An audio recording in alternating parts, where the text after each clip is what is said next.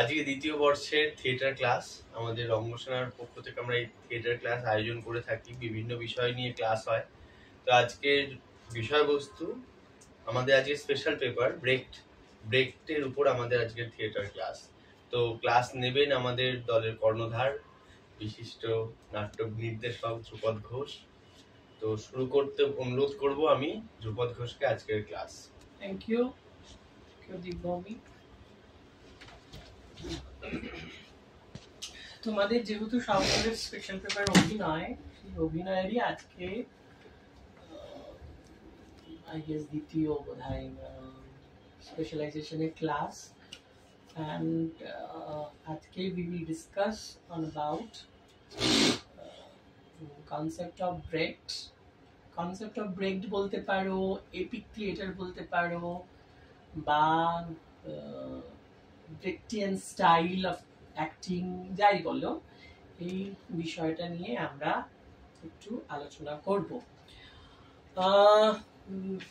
কারণ আমরা অলরেডি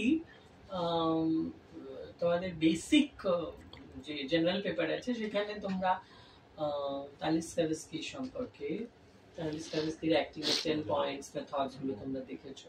এটা একটা মেথড অ্যাক্টিং এর বিষয়, এবং তালিস্কাভস্কি করার আগে আরো বিষয়টা যেটা আমাদের জানা দরকার, এই যদি তোমাদের এপিক থিয়েটার বা ব্রেক্টের থিয়েটারকে বুঝতে হয়, তোমার ইতিহাসের ক্রোনোলজিকে বোঝাটা খুব জরুরি হয়ে যায়। ক্রোনোলজিটা খুব বোঝাটা জরুরি, কারণ দেখতে হবে যে এই সময় দাঁড়িয়ে acting style, acting pattern, theatre কেমন হবে, এটা সম্পূর্ণভাবে নির্ভর করছে সেই সময়কার আর্থসামাজিক পরিবেশের উপর। বিশেষ করে আমরা যে দেখলাম গ্রিক থিয়েটার সম্পর্কে জানলাম, সেই গ্রিক থিয়েটারে আমরা দেখছিলাম যে রাজার পৃষ্ঠপোষকতায় অ্যাম্পি থিয়েটারে প্রচুর দর্শকের সামনে একটা অভিনয় হচ্ছে, তার অভিনয় স্টাইল আলাদা, ঠিক আছে, এবং সেই অভিনয়টাকে ধরে যে প্যাটার্নটা আমাদের থিয়েটারের মধ্যে চলে এলো। কি প্রীতম কলকাতায় গেছে, আমি বলছি তাহলে বললাম যে একবার তাহলে তখনটা হয়ে যায় করলেন, সেখানে মেসেজের উপর থেকে বিনোদন যেন একটা বড় অংশ হয়ে দাঁড়াতো, যেখানে একটা ইলিউশন, এবং তালিস্কাভস্কিও তাই বলছেন যে একটা ইলিউশন ক্রিয়েট করতে হবে যে তুমিও কাঁদছো, দর্শকও কাঁদবে, তোমার ইমোশনের সাথে দর্শক ইভলভ করে যাবে, এই একটা বিষয় ছিল। তো এপিক থিয়েটারের যখন কনসেপ্টটা আসতে শুরু করলো, যদিও এপিক থিয়েটারটা আমরা ঠিক বলতে পারি না, আমরা বলতে পারি রিয়েলি, এটার অন্য একটা নাম ছিল, এবং অনেক আগে থেকে এটা নিয়ে কাজ শুরু হয়, যেখানে থিয়েটারে অ্যাক্টিভিস্টরা ভাবতে শুরু করেন যে শুধুই কি থিয়েটার বিনোদনের, এটা কি কখনো চিন্তার কিছু নয়, ক্ষেত্রে কি কোনো আলাদা কিছু হবে না, সমাজের মানুষের জন্য কোনো উপকার হবে না, শুধুই আমরা রং চং মেখে হু হা করে একটা ইলিউশন ক্রিয়েট করব মঞ্চের মধ্যে। তো সেই খান থেকে, সেই প্রতিবাদ থেকেই ধরো ধীরে ধীরে এপিক থিয়েটারের জন্ম হচ্ছে, এবং জার্মান নাট্যবিদ, কবি, পোয়েট, নাট্যকার বার্টল ব্রেক্ট তারপরে এপিক থিয়েটারের কনসেপ্ট আনছেন, ঠিক আছে। বার্টল ব্রেক্ট জন্ম হয়েছিল 1898 সালে জার্মানির আউসগুসবুর্গে, ঠিক আছে। তার দলের নাম বার্নিল আনসাম্বল। 1948 থেকে 56 পর্যন্ত তিনি এই আনসাম্বলের উপর কাজ করেছিলেন। জার্মানিতে জন্ম, হ্যাঁ, জার্মানিতে। তিনি একজন ইহুদি ছিলেন, ঠিক আছে, এবং ফার্স্ট ওয়ার্ল্ড ওয়ারের ইম্প্যাক্ট, দলের নামটা কি জানো? বার্লিন আনসাম্বল।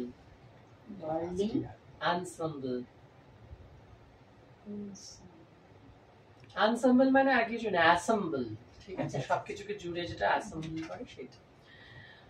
তো প্রথম ওয়ার্ল্ড ওয়ারের কাহিনী, এবং তিনি একজন মানে সেবা সৈনিক হিসেবে কাজ করেছিলেন। তো তার ক্ষতটা তার মধ্যে অনেক বেশি প্রভাব বিস্তার করে।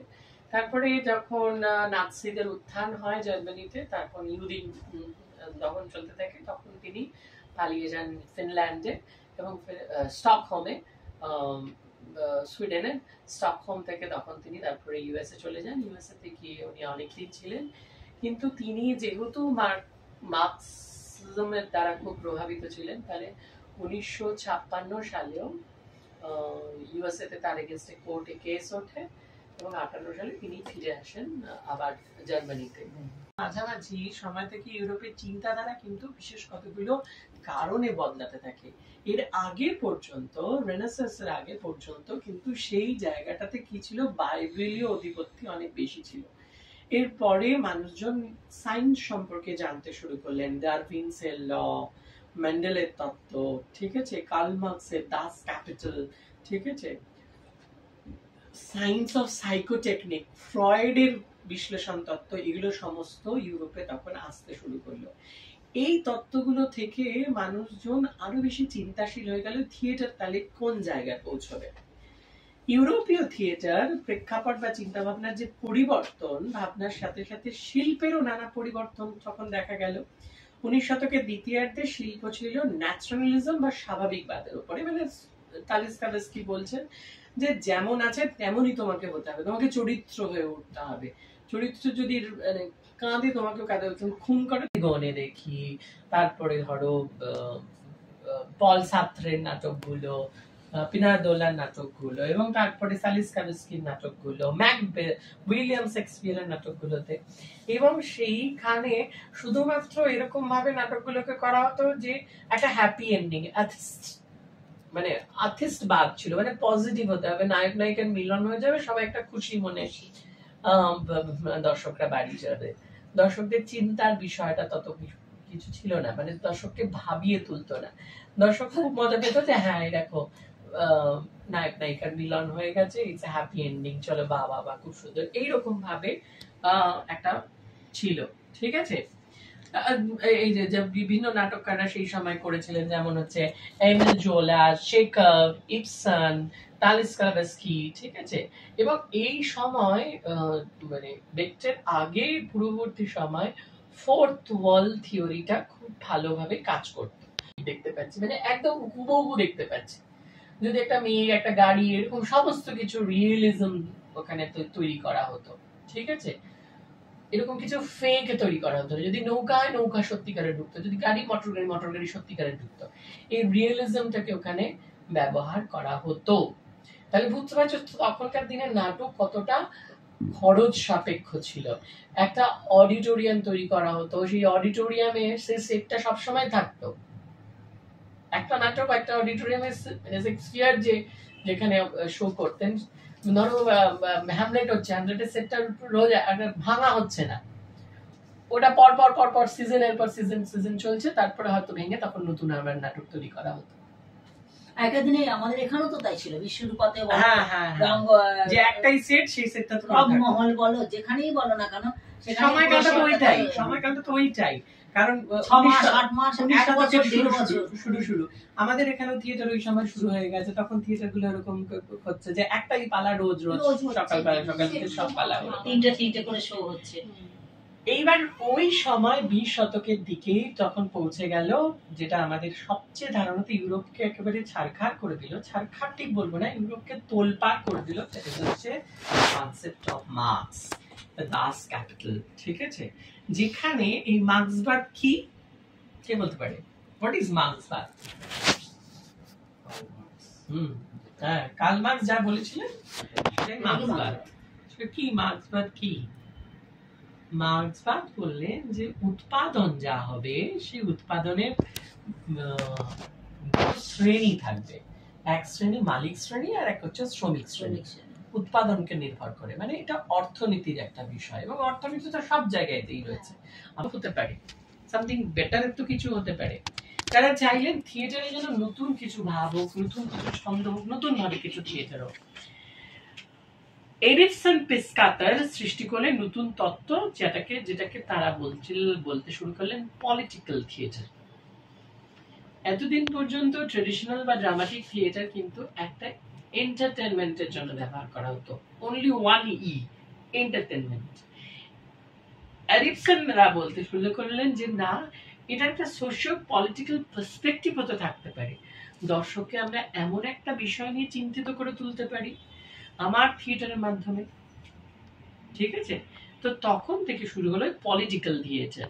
ইট ইউজুয়ালি পপুলারাইজড বাই যেটাকে পপুলারাইজড করেছিলেন বার্টলট ব্রেক্ট। ঠিক আছে, ব্রেক্টের এই যে থিয়েটার, এই থিয়েটার কতগুলো পর্যায় হয়েছিল, কি কি বললেন উনি? বললেন যে প্রথম কথা হচ্ছে যে অ্যাক্টর রিয়েলিজমের মধ্যে পৌঁছে যাবে, কিন্তু সব হচ্ছে ইলিউশনে হচ্ছে, কিন্তু অ্যাক্টর যেন মানে অ্যাক্টর নয়, নাটকটা যেন কোথাও দর্শককে ভাবায়, চিন্তিত করে তোলে। দর্শক শুধুমাত্র একটা এন্ড দেখে গেল, আহা নায়ক নায়িকার মিলন হয়ে গেছে, ব্যাস চলো চলো, যেটা আমাদের মেঘমালার ক্ষেত্রে হয়। ঠিক আছে, নাচ হচ্ছে, গান হচ্ছে, সব হচ্ছে, ঠিক আছে, কিন্তু ব্রেক্ট বললেন যে মাঝে মাঝে অ্যাক্টর যদি রিয়েলিজম মানে সে চরিত্রের মধ্যে ঢুকে গেছে, তাহলে তাকে চরিত্র থেকে বেরিয়ে এসে দর্শককে বলতে হবে যে তুমি এটা নাটক দেখছো, this is not a true. তিনি এই নাটকগুলোর মধ্যে থেকে নিয়ে এলেন কবিতা, বাক্যময়তা, গানের ব্যবহার, বিশাল বিশাল চরিত্র, চারিত্রিক দ্বৈততা, এইগুলো তখন প্রথম নাটকের মধ্যে ঢুকলো। আগেকার দিনে তুমি যদি ইবসেনের ডলস হাউস দেখো, ঠিক আছে, একটা মেয়েকে সে আটকাচ্ছে, তার হাজবেন্ড সবসময় কন্ট্রোল করে, সেটা একটু খুব সামান্য। থিয়েটার গুলো দেখো, দেখলে বুঝতে পারবে এটা অনেক বেশি খরচ সাপেক্ষ হয়। ঠিক আছে, আর একটা লেখো যে মিনিমাল সেট। ঠিক আছে, সেট মিনিমাল মানে কম সেট। ধরো একটা চেয়ার আছে, সেই চেয়ারটা কখনো সেই অফিসের বসের চেয়ার হচ্ছে, কখনো সেটা গাড়ি হয়ে যাচ্ছে, আবার কখনো সেটা নৌকা হতে পারে। ঠিক আছে, এই ধরনের কাজগুলো কিন্তু ব্রেক্টের নাটকে প্রচুর পরিমাণে হতো। ঠিক আছে, বলো আমাদের কি উদাহরণ? আমাদেরও অনেক উদাহরণ আছে। কেন তোমার তো ধৃতরাষ্ট্রেই তো তুমি কখনো তাকে রাজা তৈরি করে দিচ্ছ চেয়ারটাকে নিয়েই। না ওটা নয়, মেঘমালার ক্ষেত্রে অনেকটা আছে যে ওইটাই কখনো দেওয়া হচ্ছে, ওটাই কখনো, তাই না, ওই একই জিনিসটাকে ঘাটের পার হচ্ছে, কখনো আবার ঘাট হচ্ছে, মানে ডিবি হচ্ছে, ঘাট হচ্ছে, সবই হচ্ছে। তো এইটা জিনিসটা হতে পারে। ঠিক আছে, তো এই হচ্ছে মোটামুটি the concept of ব্রেক্ট in acting methods. তো এবার তোমাদের পরেও একদিন ক্লাস আছে, সেই ক্লাসে তোমরা এমন একটা স্পিচ করবে যে স্পিচটার মধ্যে এই ব্রেক্টের এলিমিনেশন এফেক্টটা থাকে।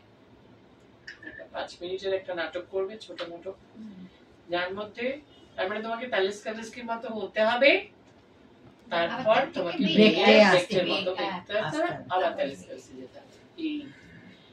এই এলিমিনেশন এফেক্টটা বা এই ব্রেকটেশন যে ডিভাইস গুলো, তাই সেগুলোকে ব্যবহার করে তোমাকে বোঝাতে হবে যে এটা আমরা ব্রেক্ট করলাম, এটা আমার ব্রেক্ট হলো।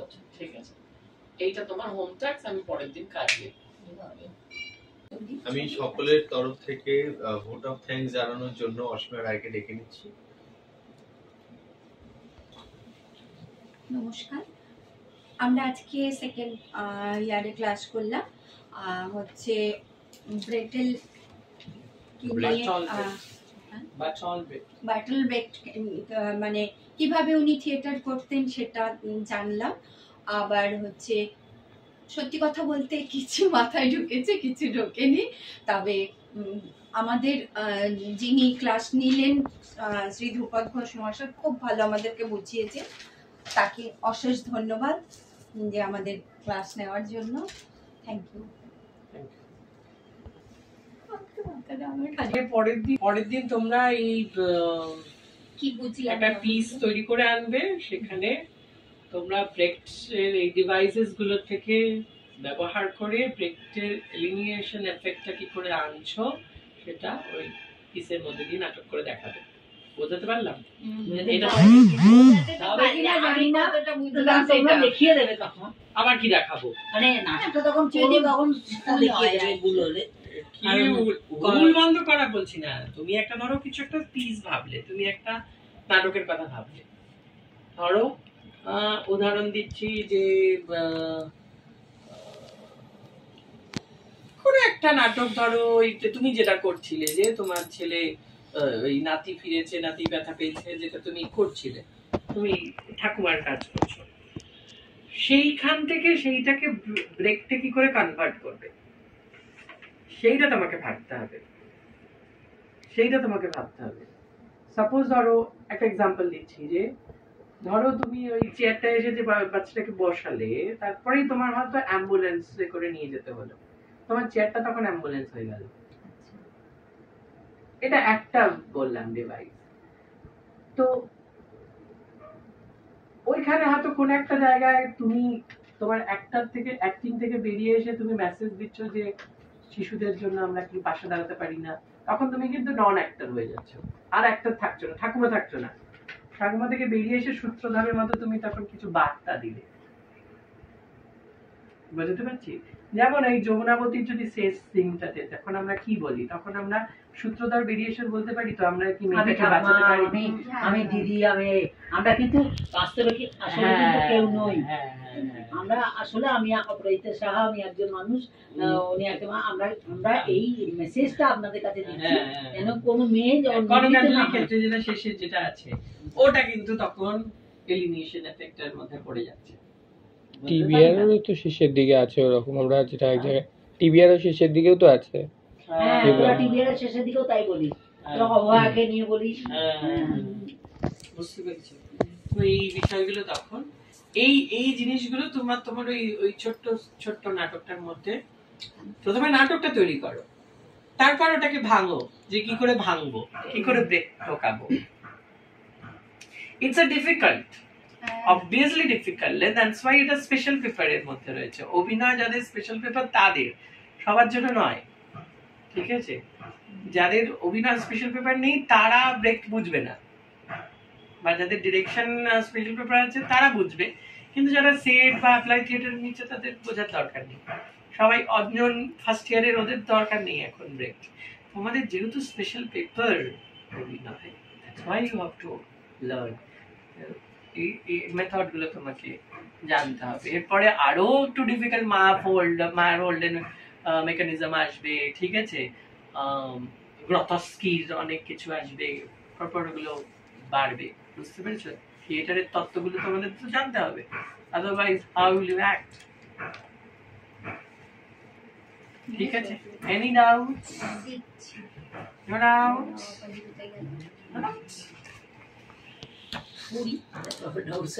30 এপ্রিল পরের ক্লাস। হ্যাঁ, 30 এপ্রিল পরে ক্লাস আছে, আমারই ক্লাস 30 এপ্রিল, কিন্তু ইয়েতে হবে, রঙ্গকুটিতে হবে, অক্ষয় তৃতীয়া।